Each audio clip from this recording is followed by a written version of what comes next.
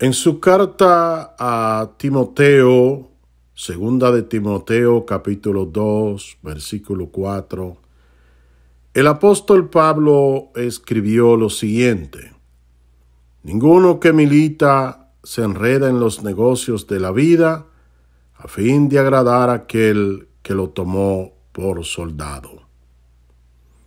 Si usted es pastor y quiere participar en la política, pues lo más recomendable es que tome una licencia en el ministerio. Y si piensa que puede hacer las dos cosas, entonces piense seriamente en esto. Las razones son muchas.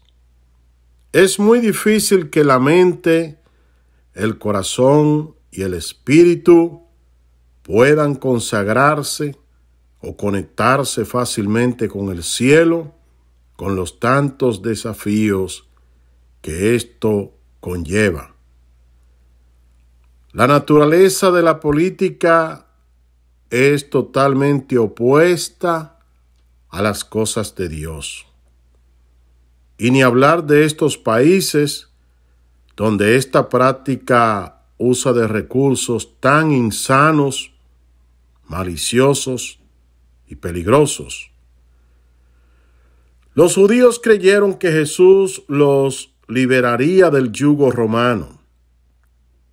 Era algo que ellos anhelaban, pero el Señor les dijo que su reino era muy diferente a los reinos de este mundo. Y en el Antiguo Testamento vemos que la mayoría de los hombres que llegaron al poder en Israel terminaron corrompiéndose, incluyendo Salomón, el más sabio y espiritual de todos. Es cierto que Daniel fue primer ministro, lo mismo que José, pero ninguno de los dos buscaron ni ambicionaron el poder. Fue la misma providencia divina la que los estableció, los marcó para esto. La vida en Dios es muy delicada. La política y la vida espiritual es algo así como el aceite y el agua. Incluso en la estructura de Estado está establecido lo que es la separación con la religión. Entonces nos preguntamos, ¿qué puede hacer un pastor manejando cosas de gobierno cuando es prohibido el involucramiento con los asuntos de fe? ¿Por qué dejan los pastores los trabajos seculares? Es precisamente para tener tiempo atendiendo la iglesia, poder orar, estudiar la palabra, ayunar y atender las necesidades de las ovejas. ¿Con qué tiempo se va entonces a hacer política, que es una guerra encarnizada por el poder? Y nos preguntamos, ¿acaso no es la investidura de hombre de Dios dedicado al ministerio sagrado del Evangelio mayor, mucho más grande, más valiosa e importante que la de un gobernante? ¿No es más poderoso buscar un cambio en la sociedad y el mundo a través de la iglesia que desde las estructuras de un Estado, siendo que nuestra lucha no es contra sangre ni carne? Vemos que el diablo le ofreció a Cristo los reinos de este mundo, pero que el Señor los rechazó. Entonces, ahora sus ministros quieren aceptarlos. Los soldados romanos, que es un gran ejemplo, no podían dedicarse a ningún oficio o negocio secular de la vida, ni ocuparse de la agricultura, de negocios o mercancías de algún tipo.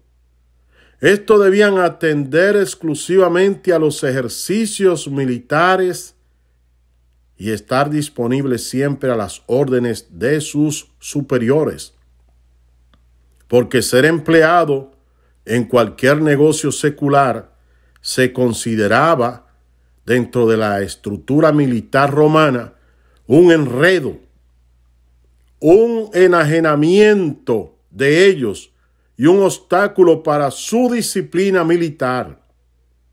Y con este ejemplo, el apóstol Pablo está sugiriendo que en el pueblo de Cristo, los servidores del Señor, sus ministros, no deben tampoco ser involucrados o implicados en los asuntos y en las cosas puramente de este mundo.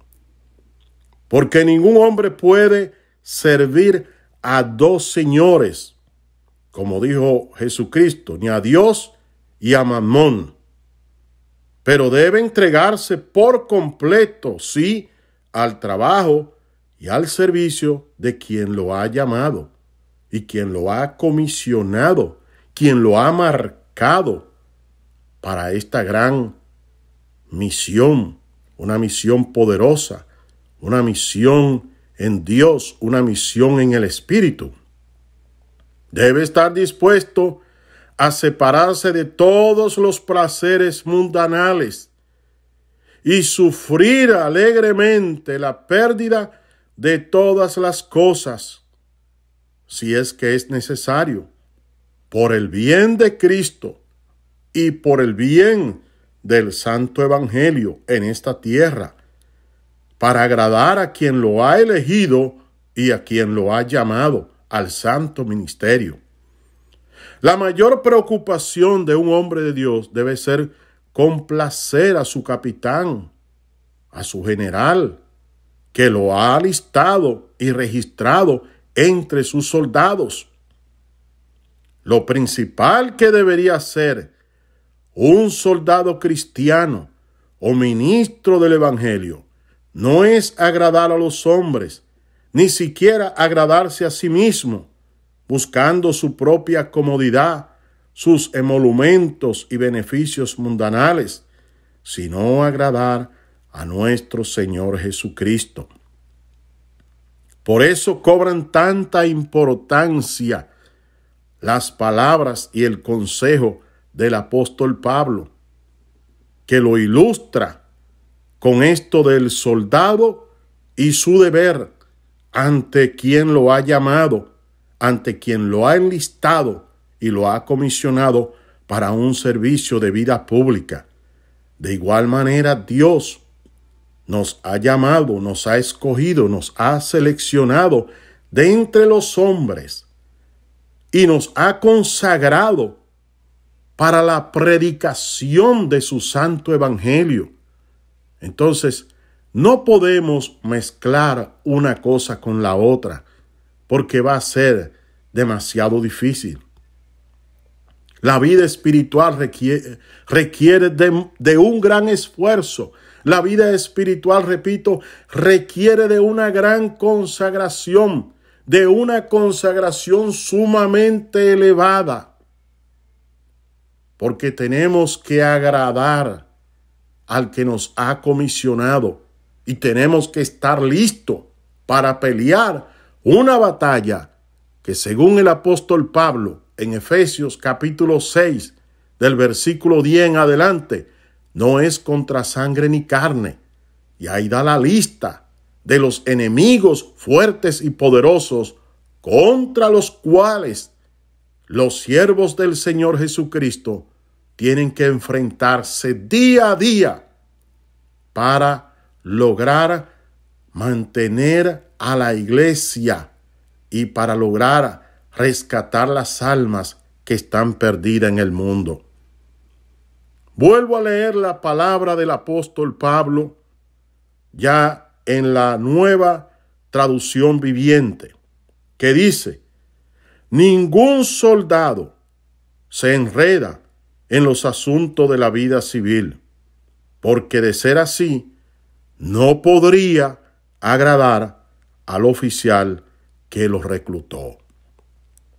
De igual manera, ningún ministro del Señor puede diversificar su vida en las cosas seculares, enraizándose en ellas, porque de lo contrario no tendrá tiempo para consagrarse al santo y bendito evangelio de Jesucristo.